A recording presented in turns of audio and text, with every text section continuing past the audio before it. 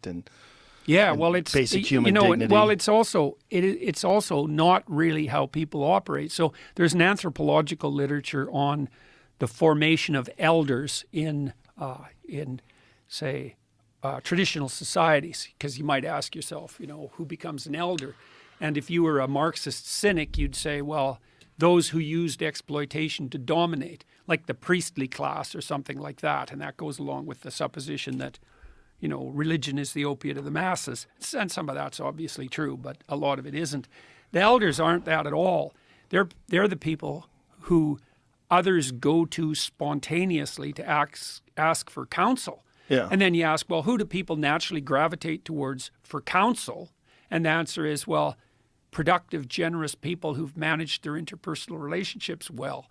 Because who the hell else would you go ask for advice if you had any sense? Like, you might go ask the local dictator and kowtow to him if you need a favor to take somebody out. But if you're actually asking for counsel, you're going to ask someone who's decent and who's generous and who plays a reciprocal game. And it's also the case, this is worth knowing too, the problem with a power game is that it's not playable, not in the final analysis. So Frans de Waal, the Dutch primatologist, has showed even pretty clearly in chimpanzees, you think the roughest, toughest chimpanzee rules the damn roost, and he pounds everybody flat and he gets access to the females.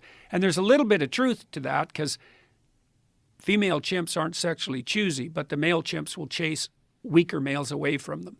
And so if you are more powerful physically as a male chimp, you do have preferential mating access. But the problem with being a brute, even if you're a chimp, is that you have an off day and two of the chimps that you oppressed band together and tear you into pieces. And so what de Waal found was that in chimp troops, the stable alpha can sometimes even be the smallest male of the troop. He'll ally himself with some of the dominant females and makes networks that are essentially friendships, reciprocal friendships. And that gives him a stable position, not of power, but of authority. And that's definitely the case in functional human societies. It's not based on power. Now, it's tricky, because if it degenerates, then it degenerates into a relationship of power. And so that means the critics who make the claim that everything's about power are right in some sense when they're talking about nothing but corruption, but they're really 100% seriously wrong about the idea that it's power relation that constitutes the basis for the organization of any social interaction. It doesn't work in your marriage, doesn't work with your friends, doesn't work with your children, doesn't work with your business partners, doesn't work with your customers. It doesn't work with politicians, although here's another twist that's complicated. So imagine you have a population of people who basically cooperate reciprocally. So, I do you a favor, you do me one, and maybe we figure out how to advance each other across time. That's a good game, right? Fair trade plus advancement.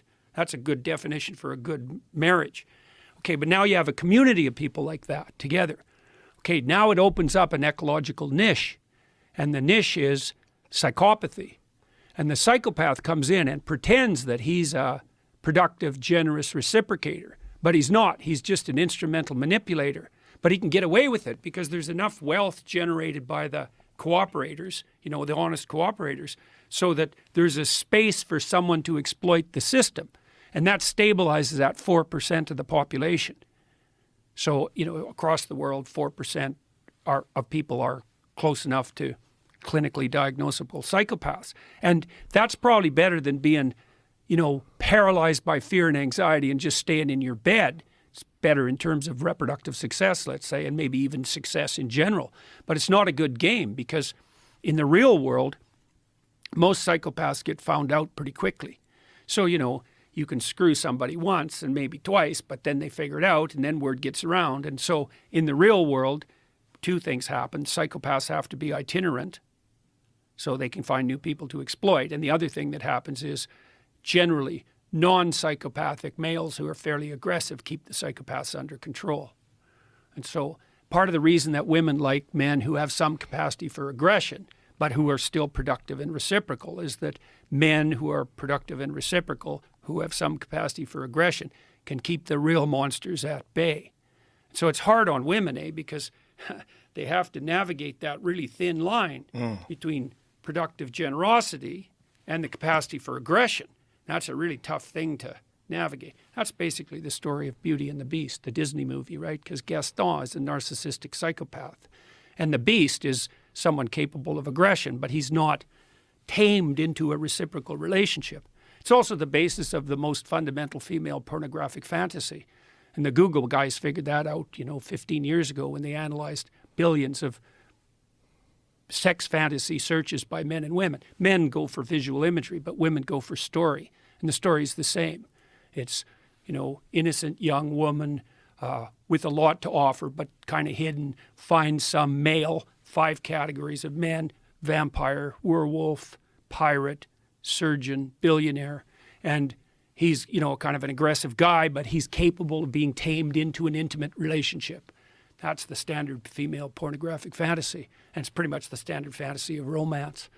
And so you can see, what women are trying to do in that situation is they're trying to find some guy that's got the capacity for mayhem, but that's under control, but who can integrate that into a productive, generous, reciprocal relationship. It's fascinating because the capacity for violence and the capacity for aggression is one of the things that's been actively muted in our male population. Yeah, well, there's a bunch of reasons for that, and some of them turn into positive feedback loops, like there's sort of self-fulfilling prophecies. So there's a lot of women out there who've never had a positive relationship with any male in their life, right? And maybe not only not a positive relationship, but really a series of pretty negative relationships. And so women like that are very leery of any expression of male ability of any sort because they can't distinguish productive competence. Tactics that can be used in that situation is just to try to do everything you can to distance yourself as much as you can from any display of male ability, because it can't be distinguished from psychopathy. It can't be distinguished from the use of power. It takes a sophisticated woman to be able to make that distinction. So the other thing you see too is that young women are much more likely to be seduced by psychopaths than older women, because the psychopaths mimic competence. That's what a narcissist does too. They're confident. And women read confidence as a marker of competence, and that's reasonable, but that opens up it opens up a space for exploitation. Because if you can mimic confidence, that's false confidence, narcissistic false confidence, then you look competent.